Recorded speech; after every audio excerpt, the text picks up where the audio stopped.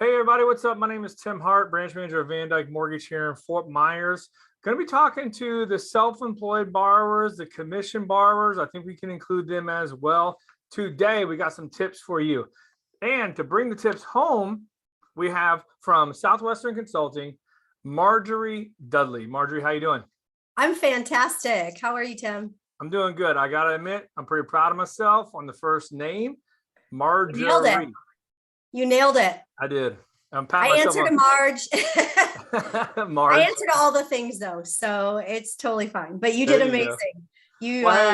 So appreciate you being with us today. And today's topic, I love it because here in Southwest Florida, which you're from too, a lot of business owners, always looking for tips and different ways to grow the business or, ideas, inspiration or whatever. And so, we got connected and I like some of the stuff you were talking about. So today, the topic's gonna be the $1 million mistake most business owners are making.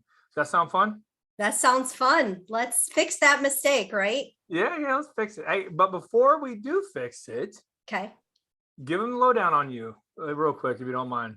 Yeah, so I'm Marjorie Dudley. I am an elite sales and leadership coach with Southwestern Consulting. I have been in this space for 10 years and I've been in the sales arena for 20. Okay. So I've seen a few things. No, I know enough to be deadly, I guess. But I coach clients all over the country just to shore up habits and systems to help their business grow, make more money, have more fun, have better harmony between their work and their lifestyle. Okay. And I love what I do. Well, good. So you've been doing this for a while, so you probably got some knowledge you're going to share. I'm sure if you're listening or watching, I will interject because I can't shut up sometimes. So Marjorie, I'm going to hand it off to you. So if you're ready to go, let's get moving. Awesome. And please interject. I definitely think the more the merrier. So I call this the $1 million mistake that most business owners and salespeople are making, because there was an incident with a coaching client recently. We were actually adding up estimated missed opportunities from doing this thing, and it tallied $1 million over the course of a few short years. So what is that mistake? Poor habits and systems around our past customer follow-up. Okay. Poor habits and systems around our past customer follow-up. Now, being in the mortgage space, you probably see a lot of realtors, title folks. You probably see a ton of business owners come through as clients of yours, right? Mm-hmm. Yep. And how many times as a purchaser or user of those products and services have you actually seen someone with amazing follow-up? Or what percentage of the time have you seen someone with amazing follow-up after you've bought a car, for example? Yeah. And man, what a great topic. Because this question, it comes up a lot when I'm talking to my loan officers as well. It's like, I don't want to get in the weeds on what we do, but when we do business, these title companies, for example, yeah. We're forced to use whoever the seller chooses on a purchase. We're a captive audience. And we're a captive audience with the homeowner's insurance company as well. And I tell them all the time, they don't ask us for business. We're sitting there waving our hands, we got nowhere to go. We got to deal with you. And they don't ask for business. And it's crazy because we do ask for business to the listing agent when we're using them. We stay in front of them and it's such a huge opportunity. Yep. So I love where this is going. Yeah, me too. And it dawned on me, my first home purchase all the way back, 15 or so years ago. And I realized that once the realtor closed the transaction, she never talked to me again. And nothing makes you feel more like a number than someone who never talks to you again once they have the money in their pocket. So with my clients, I call this value and connectivity. So when we're building out plans, we're looking at, and I'm asking them, I'm challenging you, how are you providing ongoing value and connectivity with all the people that have ever done business with you? Because I promise you, and I promise them and everybody listening, that if you're not providing ongoing value, somebody else is, right? There's another realtor, there's another loan officer, there's another title rep, there's another car salesman, another landscaper, somebody else is. And if you're not connecting with them, again, someone else will. So what are we doing to stay top of mind? If we're not top of mind, think again, realtors, I coach a lot of realtors. You obviously see a lot of realtors doing what you do. how many people, how many realtors does the average person, not even mortgage person or sales coach, but the average person know? How many realtors? Any guesses? Do you know the exact answer? I don't have the exact answer. What I know when I survey people I'm is gonna say usually between 4. yeah, I usually hear between 5 and 8. So you're Okay, right in 5 there. and 8. Okay, So that's if close.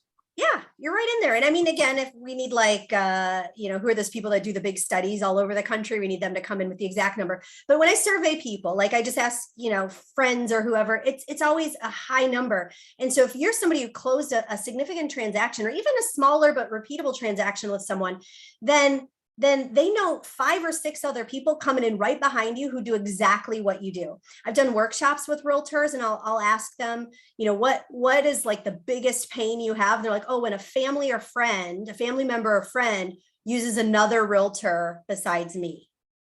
And it's like, oh, it hurts, right? Yeah. And so if we're not staying top of mind, they will go to whoever is top of mind. And last and certainly not least, they certainly cannot refer you if they don't remember you.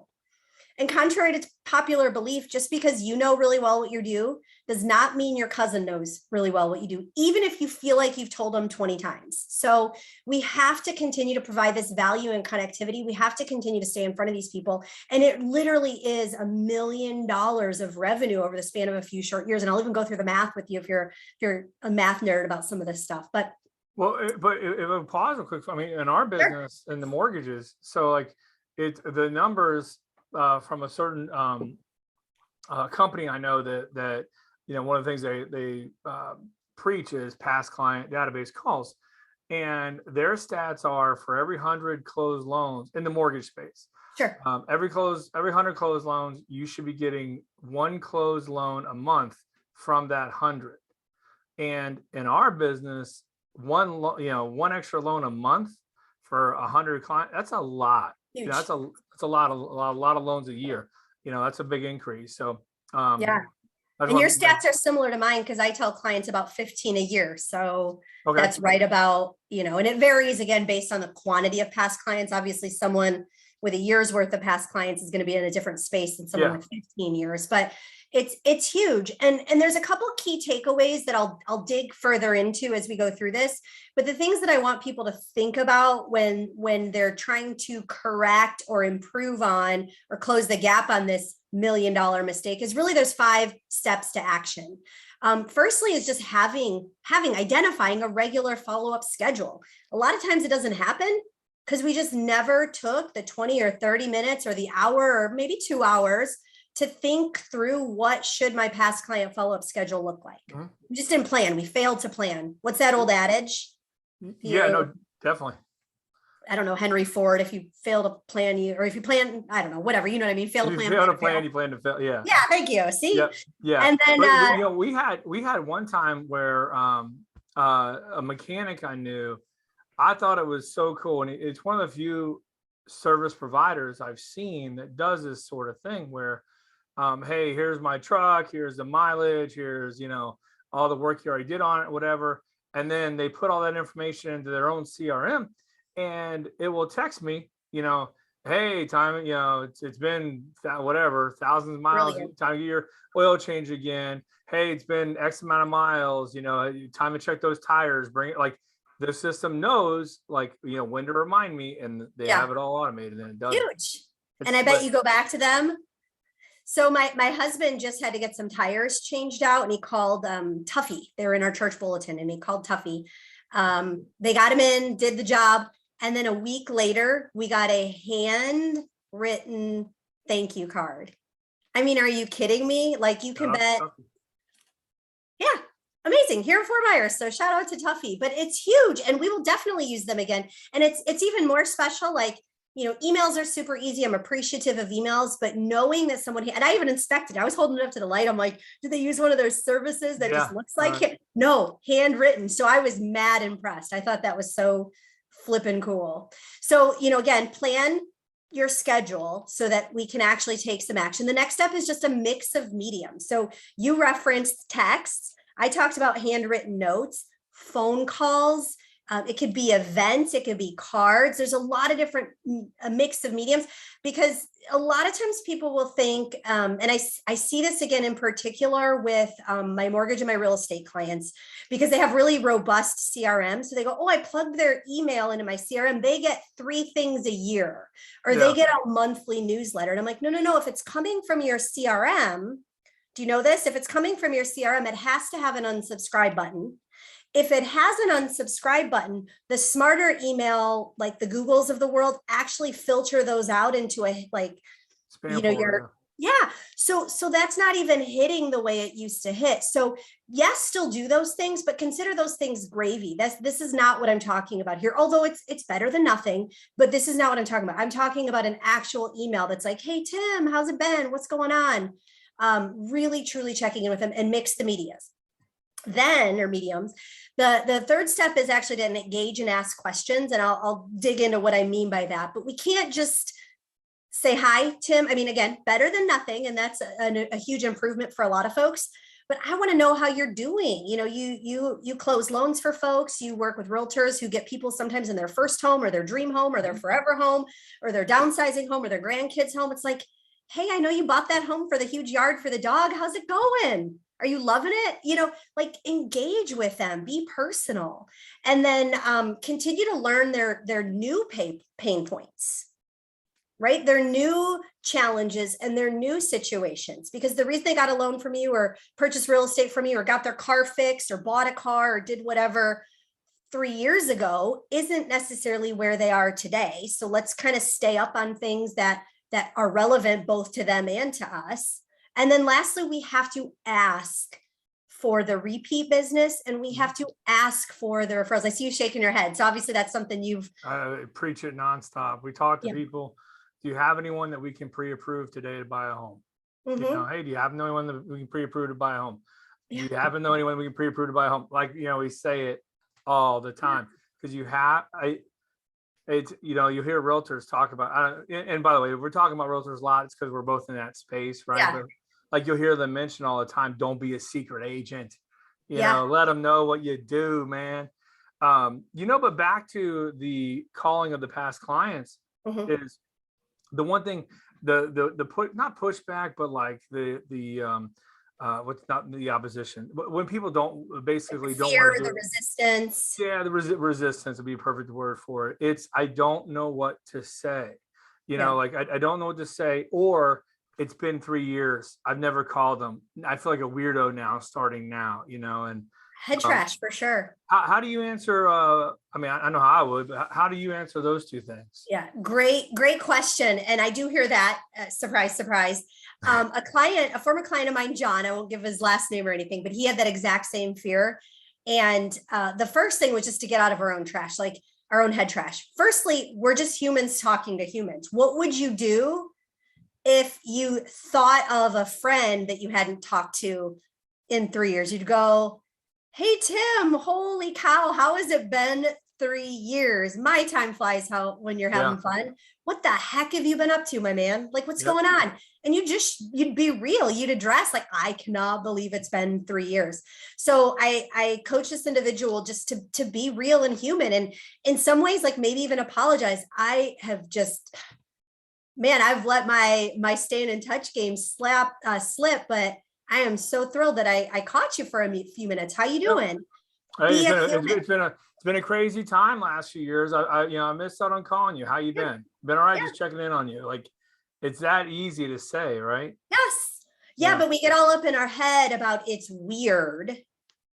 Yeah. And it's only as weird as we make it. So this fella, John, he started making these calls. And I got a text like shortly thereafter, and he's like, oh my gosh, it works. Because he started calling not only way past, he was in the mortgage space, way past realtors, but way past clients. And it was like, oh, my sister's in the business now. Oh, my, so-and-so's moving to town. And I think he got, just from the one push that we did, he obviously kept it up, but from the one push that was super relevant to this, I think he got like 3 applications just from that one push. And it solidified that all the fears that he had about it were just really between his ears. They weren't valid. He had one weirdo who was kind of like, yeah, okay. And we even coached on that. Okay, if you get a weirdo, just go, hey man, I don't want to keep you. I can tell you're busy. I just wanted to see how you're doing. Just dodge, get out of, and it was so no big deal, but we just have to do it. Yeah. And one thing I've found when I talk to, especially past clients, is, besides the basic, how you doing, how's things going, how's the family, anything wild happened in your life that we need to know about. But one of the things is, for us, because I'm born and raised here, I know a lot of people is, hey, do you need any service providers around your house? Recommendations, lawn, painter, roofer, like AC, flooring, do you need anything like that? Because if they do, I want to be able to connect them with someone that, one, I know I can help that person out, but also I'm able to give them someone that's trustworthy instead of them just kind of jumping on a Google, or God help them, they get a phone book out, then we know really they're going to struggle. They still we had a guy 2 years ago roll in with a cutout ad from a yellow page thing we did like 15 years ago.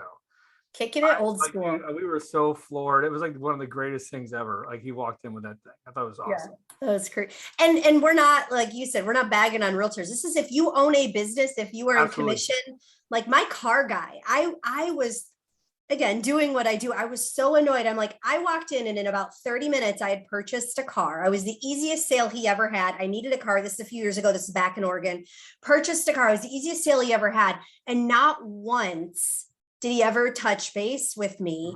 And I mean, how many people do you think I know that might need a car at some point, where I would have been, his name was Brian. I can, say that because he's back in Oregon, where I'd go like, hey, give Brian a call. He was easy to work with. And I never referred him because I didn't really know him from Adam. We had no established relationship. So many people say, oh, this is a relationship, and then they treat it like a transaction. If you really mean what you say, and this is a relationship, what do we do with relationships? We build on them. We have conversations. We check in with them. We see how they're doing. We text them a happy birthday, or at the very least, Facebook them a happy birthday, or email them a happy birthday. If we're leveling up our game, we might send a birthday card handwritten. Like, if you say you're in a relationship business, and I would argue that most people say they are, I very rarely have someone go, I'm only in a transactional business. Everybody's like touting how great they build relationships, and then literally do nothing to build the relationship once it's closed. Come on. Like a side note on this is somewhat about relationships, but I point out to my kids sometimes, or maybe my wife, like, we walk into a place. I think it happened. We were looking at RVs, and I was floored at how many salespeople didn't even ask my name, phone number, email. Hey, I'll stay in touch with you if I find something. It was like one person out of all. Like, there's just so many times you walk into a place of business and you spend a good amount of money, and they don't get your email, your cell phone number. Like, dude, don't you want to stay like in front of me? I just, spent money here. Like, it's wild, especially like restaurants and stuff. I don't get why more restaurants don't try to nab your email address and send you a special right off the bat and all that. Yeah.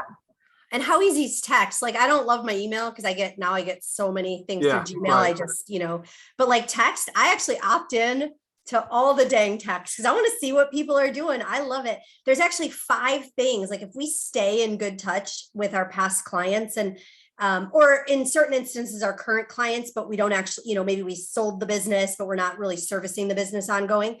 Obviously we get renewal business. Like, take the car sale, right? Someone is going to need to trade in their car at some point. Usually 5-ish years, 4-ish years. I'm sure. So we get a renewal of that same business. We get a repeat customer. Someone bought a car, and then a year later they need an additional car, a teenage driver. We bought a third car when my mom was spending a lot of time with us, so she could actually chauffeur the kids around on our behalf. There's going to be a referral to a new customer. Again, if you just ask enough times, if you're just present, you're going to be top of mind. Someone's going to be looking for a car. They're going to say, go see my guy. And then there's also, people forget about asking, not just for who can you refer me to that needs the service, but who do you know that might make a good referral partner for me? So maybe you sell trucks and you're like, hey, let me talk to accountants. I like to meet accountants because they always know someone who needs new trucks and deferred, blah, blah, blah for their business, write-offs and things like that. Like, get referral partners. And then the final one that I think we forget about is actually getting reviews. we'll let people give us reviews. We probably have in our CRM an automatic trigger that says, hey, review us here. But have we actually called someone and said, hey, how was your service and how are things going? And they go, it's great. You were wonderful. You were amazing. Hey, if I sent you XYZ link, the link to my Facebook page, the link to my Yelp, my Google, whatever, would you put that in a review? It really helps other people to hear your experience. Yes, it helps me, but it helps other people. Oh yeah, absolutely. Yeah, it definitely helps you for sure. One thing I've always had good success with is, hey, how the transaction go for you. Hey, it went great. You guys did X, Y, and Z. Thank you very much. Cool. I would say, hey, Marjorie, is it okay if I put what you just told me in an email, send it to you, and then I'll send the link where I need a review. Can you just copy and paste that and throw it in that review? Like, make it easy on them. I do the exact same thing. Yeah, do not rely on them to remember or say the exact same they just said to you. You may just get 5 stars and that's it, which is cool, but you want to get the words in there too. Yeah, I do the exact same thing. So I love that we're thinking on the same page there. And you're honestly the first person outside of this space that I'm in that I've ever heard is actively doing that. So kudos to you, because it's huge. People don't pat on my back here. Another pat on my back. Pat on the back. Tim's amazing. Woo. All right. But people don't know how to coach their clients to review and refer. In fact, when I'm coaching people on referrals, I actually don't even call them referrals. I call them introductions. And I forget who I stole this from 100 years ago. I stole it from somebody.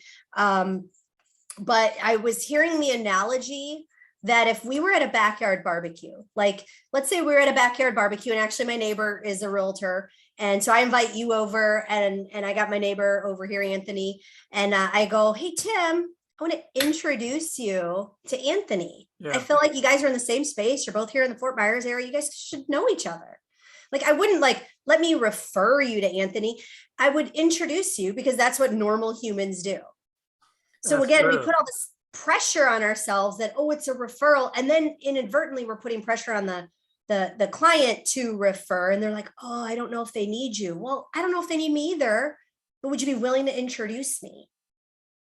Or sometimes I'm writing that down. I like the introduction thing. Yeah. So it totally takes all the pressure off. So a funny thing is I did some math here. I'm using car. I did car and real estate just as prep for this, but I was doing some math for just to give people, because I called this the $1 million mistake. So I literally wanted to put my money where my mouth was and show the math. So I'm going to do this in a car sales number. But again, if you're in real estate, do this for your numbers. If you're in mortgage, do this for your numbers. If you're in insurance, do this for your numbers, especially life insurance, even P&C, because you get the lifetime value of the customer. Don't be all like, oh, I only get $10 a month for that customer. It's like, yeah, but the lifetime value is they're probably $2,000, $3,000 every new customer you get. So, do the math if you're in solar and roofing, whatever your business is. But I took someone about 3 to 5 years in the business, should ideally have sold, let's call it 350 cars. Okay. So you go to if they've been doing it, if they know a few things, they've sold, what is that? 50, 60 cars a year, 5 a month. Right. So just based on ballpark numbers, right? 70 or so of those people will need a new car on average every year, 20%, right? Every 5 years, someone's going to get a new car. So 20%. You're not going to capture everybody. We know that. Law of averages, sales. So even if you just captured half of that, that's 35 cars in your network that could come back to you. 17% of those, 5% will be purchasing an additional car, like leveling up, going from 2 to 3, 1 to 2, whatever. Every one of those people, so we've got 17 and we've got 35 so far. You follow my math, 17 cars, 35 cars. And then every one of those people knows someone getting another car. So even if you get a referral from just 20% of your clients, just 20%, 1 out of 5, that gives you another 35 cars, or close half. So it gives you 70, but then you close half. So 35, because not everyone's going to want a Toyota or a Kia or whatever your deal is. Then every one of those people knows potential referral partners. I didn't have any way to quantify that, but you can add in referral partners.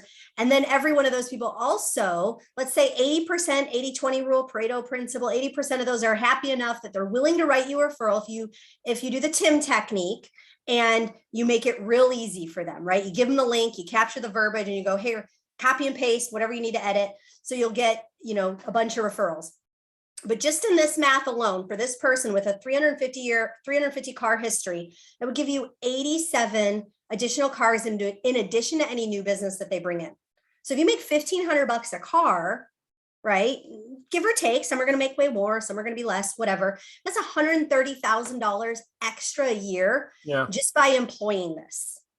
And then if you're going to be in business 10 years, which a lot of us still have at least 10 good years left in us, there's your $1 million.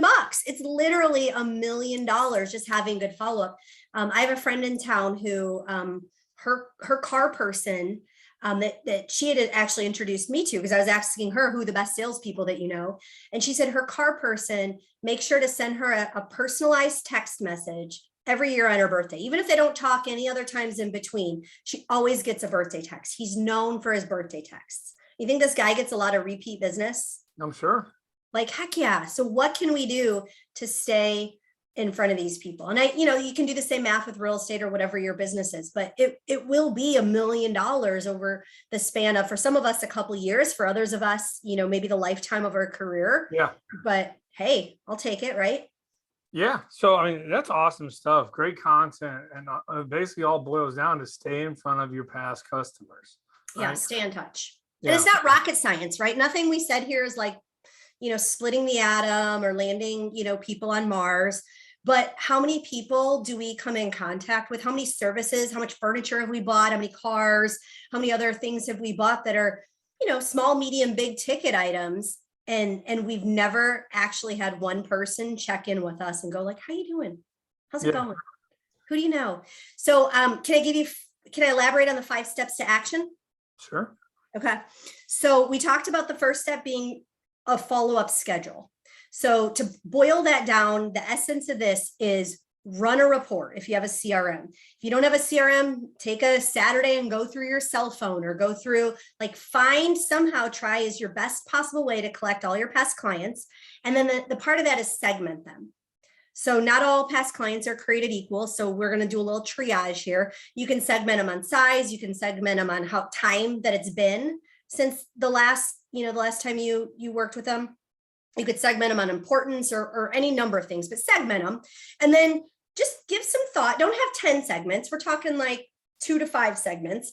And then determine what is the ideal frequency for each of those. So for example, I have some folks on a 2-month frequency. I have other folks on a 4-month frequency. I have some folks on an annual frequency. Okay. So then the next step, we talked about mix of mediums, call, text, email, events, cards. Some of those are going to be more, easier to implement than others. So in this regard, I say start easy because perfection is the enemy of action, right? So do whatever gets you moving the needle in the right direction. Don't feel like you have to if we have to write 1,000 handwritten cards, that's going to take us till June and we're really busy. What can you do now? How can you start now? But plan out the roadmap and then think of how it's going to look. So I have all my clients divide by double the number, because if they're going to do 2 contacts a year, if you double the number, so you have 500 past clients, that's 1,000, and then divide by the number of months, so 80 or so a month. That means you have to make 20 of these calls a week if you're doing phone calls or handwritten notes or texts or whatever. So then you just make the easy roadmap. Remember, simple and done is better than complex and procrastinated on. Right. And an Excel spreadsheet is fine, right? Well, and the other thing with what you're talking about is they just, it's the discipline of doing it. Yeah. What you're talking about. Because once it's done and into your system, it's kind of not idiot proof, but you have the information there, you press the button. It's easier to do your follow up on them. Yeah, I actually have my assistant tell me who the 20 people are that I'm going to touch base with, because if I were to pick 20, I would start overthinking it. But she goes, here's your 20. And we went together, we did the segmenting together, but she just gives me the list. And then I determine based on them, the mix. And then we have a CRM for tracking it all. But some people, it's way more personal. Other people, it's just a, easy breezy check-in. Hey, I was just thinking about you. And I kind of right size it. So it's going to be a little different for everybody. This is not a one size fits all, but there is something that everybody can do. So Excel spreadsheets, whatever, delegate some of that, anything you can. Then the third step is engage and ask questions. Obviously, if we're sending a handwritten note, there's not really a lot of questions we can ask. It is a fairly high degree of engagement though, because people do read handwritten notes in a way that they don't necessarily look at, bulk mail.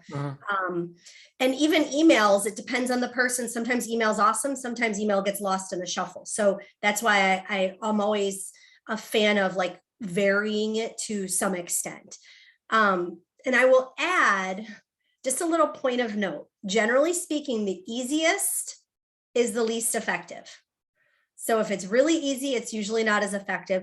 The more, not even complicated, but the more like, take like phone calls. Again, we build up this dread in our head, but if you can get someone on the phone, that's going to be one of the highest forms of engagement you can have when you're having a conversation. So don't, yes, let's take action and let's do something, but don't just default to the easiest one. And events are great, like if client appreciation events, things like that, if that makes sense for your business, but do find ways to ask them about their situation. And then when you can engage with them, try to learn where they are now. So three questions that I have, if you do get a conversation, either live, in person, on the phone, even if they do start going back and forth in email, you can find a way to pepper these in. Don't give them a firing squad, but you can kind of like, hey, how are things going? What's new with you? So the three questions are: what's new with their situation? What's good about their situation? And what are the new challenges that they're facing? Again, if it's an email, you're not going to like pepper them all at once, but if you get someone on the phone and I'm like, hey, Tim, what's going on? What's new? How are things? What are you happy about? What's working? How's the house treating you? And then I can ask you, like, what's going on in your world with your team? And, I know the market's been wild. How are those things looking? And we can really get into if there's any places that I might be able to fill in the gaps. And then the fifth step, sorry, that was the fourth step. The fifth step is ask for repeat business and referrals. You actually said this, so you're 3 steps ahead of me. I love it. But what else can I do for you, or who else can I introduce you to that'll make your life easier? Like if you're in a business networking group, a lot of salespeople, business owners you've got a wealth of people that you know and trust. The group I'm in as a pest control guy, and they have a couple of realtors, and they have a power washing guy. And it's like, hey, just so you know, I have a network of professional services, and you can rattle a few pest and power washing and house cleaners and landscapers. If you ever need anything, I'm here to help. Right. So you can offer, what else can I do for you? And then you can also ask, hey, who else do you know? I loved working with you guys so much. You were such a dream client. You were a ton of fun, or maybe something demographic about their life situation. They bought their first home. Who else do you know that's still renting? Or they downsized so that they could have a 1 level. Who do you know that's getting close to retirement? Like something, who else do you know? As opposed to, do you know anyone who? Right. So just a little thing. Who else do you know? Who else do you know that is moving to the area? Who else do you know that is sick of living in an HOA, or wishes they had an HOA? Whatever. The sky's the limit. So those are kind of some elaborated points on the 5 steps. But remember, the point is just we're building value and connectivity. At the end of the day, that's everything that this is about, is value and connectivity. We're treating our clients and customers like real humans. So they're not just transactions. Again, we're kind of putting our money. Don't be transaction, it'll be relationship based. I love it. And we say it. So how do you build a relationship? Right? I don't build a relationship with my family and friends by just putting them on an auto drip campaign. Right? Although maybe sometimes we wish we could. Right? Yeah. Right. So you got my cackle. You made the cackle come out with that one. But yeah, it's true. And there's nothing wrong with the auto drip campaigns. Again, but that can't be the only thing. That's what I see too often. And that's where the mistake is made. And that's what's costing us the money. That can't be the only thing. So we have to continue to provide value. We have to continue to stay connected and human and build the relationship. We have to stay top of mind. And then we have to remember that they can't refer us if they don't remember us, So there it is. That's the $1 million awesome plan. Yeah. Okay, so if anyone watching this, feels so moved, right, and they want to talk to you about more, because I'm sure you got more than just how to stay in touch with past clients, which this was fantastic for any business owner, commission-based salesperson, great stuff. But Marjorie, how can they get in touch with you? Yeah. So the best way is my website. It's Marjorie Dudley SWC.com. I'll spell that out because I know my name's a bit of a mouthful. So it's MarjorieDudley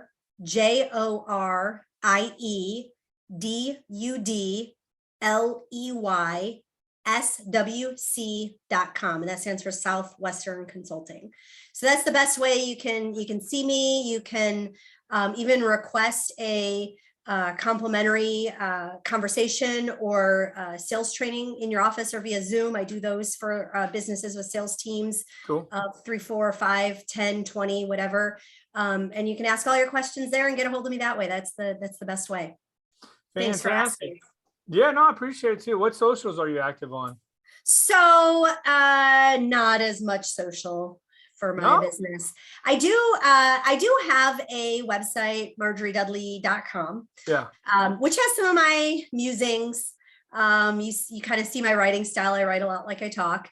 I do have LinkedIn. So / it's the / Marjorie Dudley. I don't have Facebook or Instagram for my business at this point, but if you're a good person, hey, we're going to stop right here. I'm going to have to coach you here. We okay, need do to it. On social media. You guys start doing a YouTube channel, more of this stuff, break down this long presentation into about 10 different little videos, and you will crush it. So there's my coaching. Back to I love it. I need it. See, sometimes we all need that kick in the what to. Yeah, because you're really good on video action. too. So you guys, you want to reach out to Marjorie, reach out to her. She is in the Southwest Florida area as well. Yep. That's pretty cool to know. And reach out, and if you have any questions on this, I'm sure she'll be happy to answer them, or any other business questions. If you need anything mortgage related, call my office. I have an entire team of loan officers that are there to help you own a home or refinance your current mortgage. Our office number is 239-437-4278.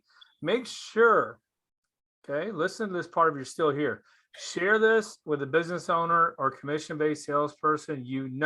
It may help their business out, all right? And don't forget, like as well, because we are on YouTube, Facebook, Instagram, TikTok, all those fun places. All right, you guys, thanks for watching. Marjorie, thanks for being with us. Thanks for having me. You're the best. Appreciate you. Have a great day, everybody. Bye-bye. Bye.